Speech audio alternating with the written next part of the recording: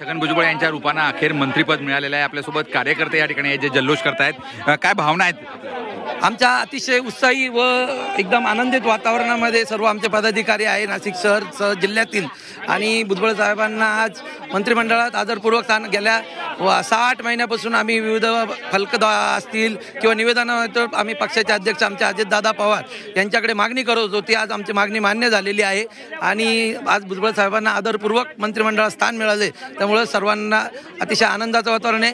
त्याचबरोबर आम्ही आमचे पक्षाचे अध्यक्ष व राज्याचे मुख्यमंत्र्यांकडे आम्ही मागणी करणार आहे की भुजबळ साहेबांना नाशिक जिल्ह्याचं पालकमंत्री सुद्धा करावं।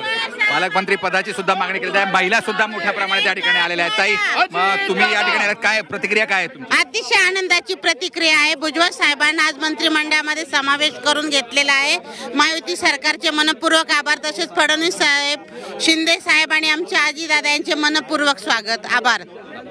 एकूण ज्येष्ठ नेते आहेत, आता पालकमंत्रीपद त्यांना मिळावं असं तुम्हाला वाटतं? डेफिनेटली वाटतं, कारण की विकासासाठी एकच नाव आहे आमच्याकडे जे छगन भुजबळ साहेबांचं आहे। सो त्यांच्याकडेच गेलं तर नाशिकचा विकास अतिशय चांगल्या पद्धतीने आपण बघू शकतो की आपल्याला झेंडे जे आहेत ते सुद्धा या ठिकाणी होत आहेत आणि महात्मा फुले समता परिषदेचा झेंडा सुद्धा या ठिकाणी आहे आणि त्याचबरोबर राष्ट्रवादीचे झेंडे सुद्धा आपल्याला या ठिकाणी पाहतात। काही ज्येष्ठ नेते या ठिकाणी, नाशिकचे नेते महाले साहेब पण महाले साहेब, काय वाटतंय की आता लवकरात लवकर याबद्दलचा निर्णय झाला पाहिजे पालकमंत्री पदाचा? खरं म्हणजे जे एक सल होती आमच्या मनामध्ये साहेबांना